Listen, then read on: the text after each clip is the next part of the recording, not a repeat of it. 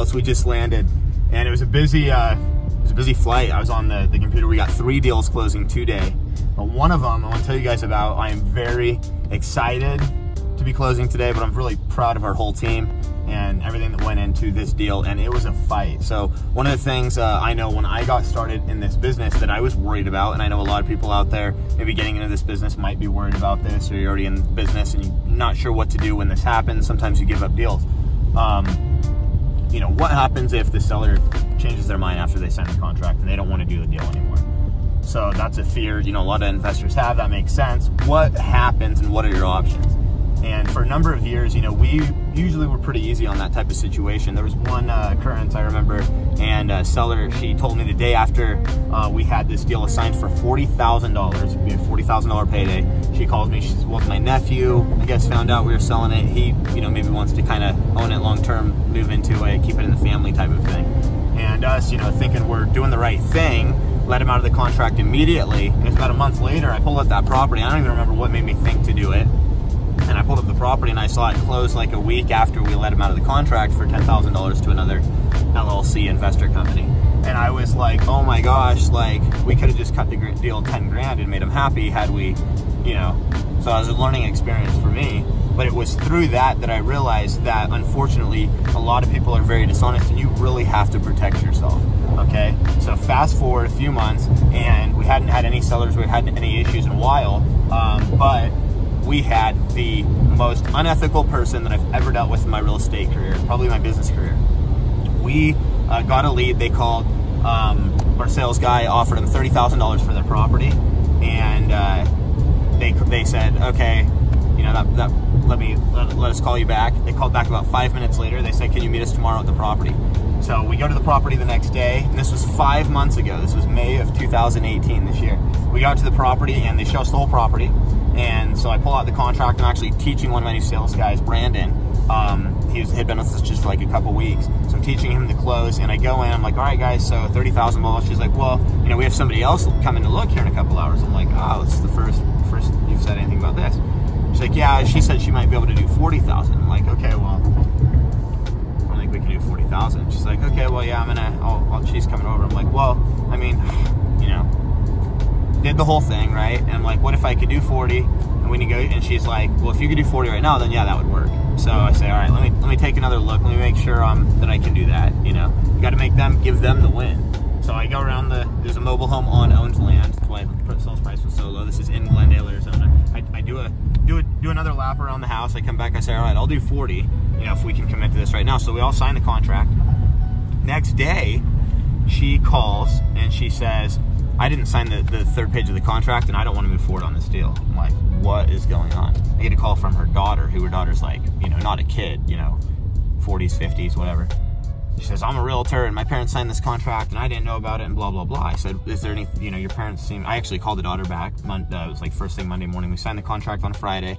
They called me Saturday, and I think the daughter called me Sunday, and the seller called me Saturday, and then the daughter Sunday. So Monday I call him back, and I call the daughter. I say, you know, I just want to, you know, is there anything I need to be aware of that I wasn't aware of? Everything seemed very on the up and up with your parents. They were great. In fact, they signed the contract. They were so happy that we were making it so easy. They gave us the key right there on the spot. You know, everything. This is really, you know, I'm not sure what's going on. She's like, no, everything's fine with their capacity. They don't want to do that. They want more money for the house. They want me to help them sell it. I'm like, oh. Okay, well then you would know, you know, you're a licensed realtor, you know that's not how it works. You know, unfortunately, I was like, well, look, I'm totally willing to talk this out. And so I came from that approach of, you know, let's figure it out. She's like, nope, not gonna happen unless you increase your purchase price from $40,000 to $65,000 and pay me a commission on it. I'm like, well, that's not gonna happen. So what happens, they refuse to close escrow, okay? So they refuse to close escrow, and we immediately file a memorandum on the property, and I contact my attorney, and she sends a letter to the seller saying, you know, hey, you need to get with title and close this escrow pursuant to the contract you signed, or we're going to serve you and sue you for damages. And the seller did not comply with that. They basically said didn't care about the letter, okay? And they not only did that, but they then went and filed a complaint against the Arizona State Department of Real Estate, because I have a real estate license, have for now almost 10 years. I'm in my 9th licensed year. and also filed the complaint with the National Association of Realtors, because I'm part of a board, you know, through the Phoenix Association that goes to the national, and all realtors are part of an association that ultimately links up to the NAR.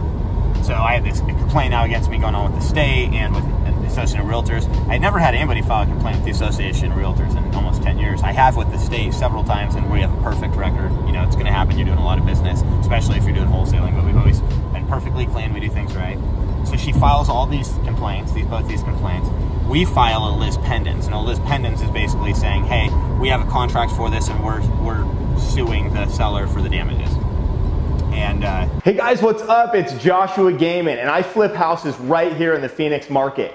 100% of the deals that I do are wholesale transactions, and people are always asking me, Josh, how do you get deals like this?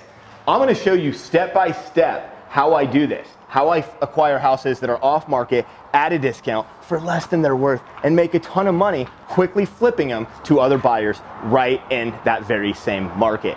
Now guys, there's steps on marketing, there's steps on sales, there's steps on growing the business. All of this has allowed me to build a lifestyle that I can enjoy taking my kids on trips, my family on vacations, having an awesome house, cars, everything that I've wanted, the life of my dreams, and I want the same for you. So click the subscribe button, hit the little bell right here on YouTube so you get all the notifications, and follow along with this journey. We're also on Instagram at highgross14, and I can't wait to connect with you. the attorneys go back and forth for months, and we end up coming to a settlement that, now my contract also says whoever wins, if anything goes to court, the prevailing party is going to get awarded the attorney fees from the other party. So we're about $10,000 into, I think we're a little over $10,000 now in attorney fees 5 months later into this. I mean, as of this morning, I'm emailing my attorney, and she's on the phone with my COO, and I'm texting him from iCloud on my laptop, literally on the plane just right here on the way to Dallas. So still, those billable hours are still going up at $300 an hour. I get an email or a quick, hey Josh, is, you know, every time 25 bucks. Anyways, we filed the lis pendens. They've got complaints on us. Okay, property's tied up. They're not going to be able to sell it because we have the memorandum and the lis pendens. Attorneys are going back and forth. Finally, we agree. We say, all right. They come back and they said, because we want 65, we want 65. We're like, that's not going to happen. The complaints with the State Department of Real Estate get thrown out, and with the Association of Realtors get thrown out. And so everything's looking real good. Just a pain in the butt to deal with and a bunch of attorney money, but we've done everything right, so we're continuing to do everything right and protect ourselves. And finally, a settlement offer comes from the opposing counsel, which means their attorney contacts our attorney and says, here's what my seller will agree to do.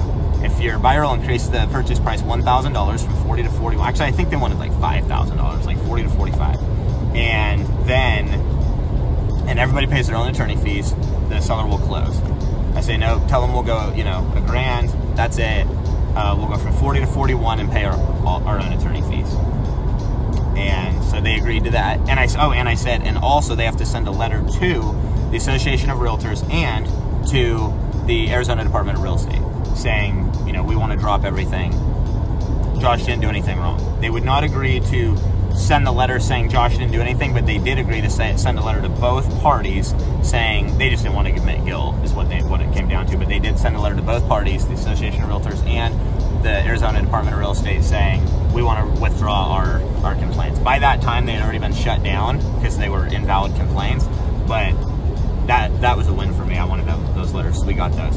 $41,000. Okay, so now we're to go. This was a few weeks ago. There's a couple of things with title that still had to be cleared up. The title company had to compound the situation and told me, hey Josh, at the end of this thing, there's a couple of things with title. I think we can clear them up, but I'm going to need the seller's cooperation. So I'm literally telling my attorney, like, hey, make sure you tell with their counsel, like, the way you do the settlement, you know, we got to make sure that they're actually going to comply. If they just agree to all this and then they just drag their feet and we can't get title cleared up, you know, that's no good either. And so we're back on board now.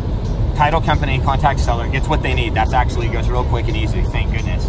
And I send the property out. This was last week, and you know, within hours, and I actually sent it out $5,000 less than I wanted to, just because the timing, having to close right away, I didn't have enough time to market it if it didn't sell the first go about. So I sent it out at $60,000, actually $59,997, of course, right? $59,997. It sells like that,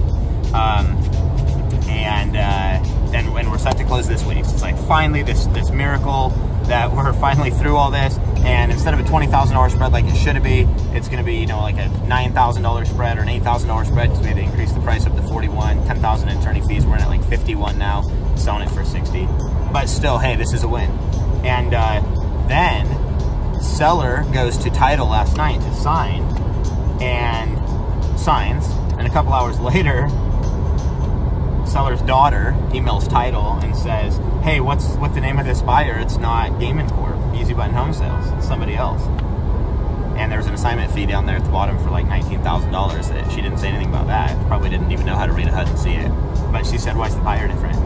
So title company like reaches out to me. She's like, I don't know if you want to contact him or me. Now here's the thing, obviously we've done everything right. You can assign a contract, everything's fine. But obviously, what do you think this person's going to do? This person's already spited us several times, tried to even lie and say they didn't sign the contract, and literally they did. Like, their signature was on there, which almost led me to believe like that they were the kinky enough person to almost pre-plan maybe if they want to get out, instead of just saying, no, let us think about this, or whatever the situation was, if there was. I mean, it was so weird because when she signed it, they were just like, hey, here you go, Josh, thank you, 40,000, we're happy, here's the keys. But obviously now I'm like, there's a very different person I'm dealing with than who I thought I was dealing with day one. So we're set to close. We get the title come like, oh no, what's gonna happen? Sure as you would know what, I'm up there in the air, and I get an email from Tara, my attorney, and she's the main, like the head assistant of Rick, my main attorney. And Tara says, hey, I just left you a voicemail, call me.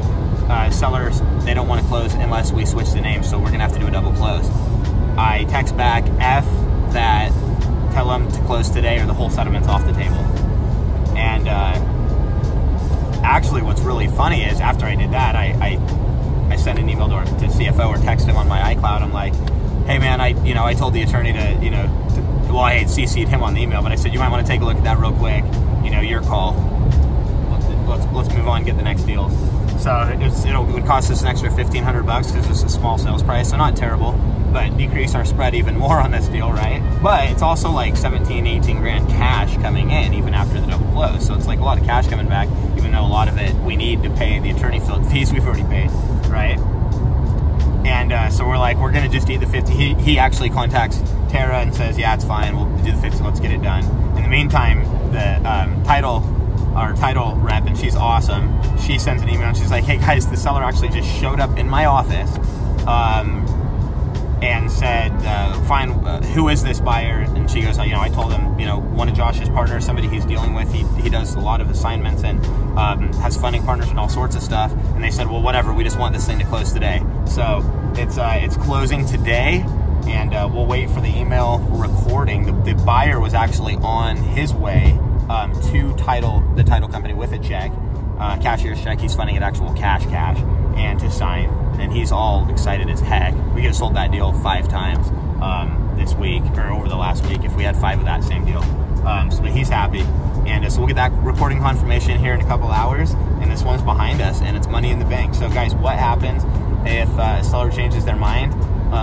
Try to hear them out, try to understand their situation, try to be empathetic and figure it out and save the deal that way. But then don't be afraid, if you have to protect yourself, to get your legal counsel and protect yourself at the end of the day. And it could be a little bit of stress, so you might have to weigh it out, like the pros and the cons of the costs and all that kind of stuff, and the time, if you can't afford to keep paying a good attorney in the meantime until it works itself out and you get the damages that you're owed, that could create a problem. So you really got to look at all these things. But you can absolutely protect yourself and still get the deal, so don't be afraid to do so. All right, guys, peace, love, and real estate. We're going to enjoy rainy Dallas, I guess, and we'll let you know when we get that recording confirmation today.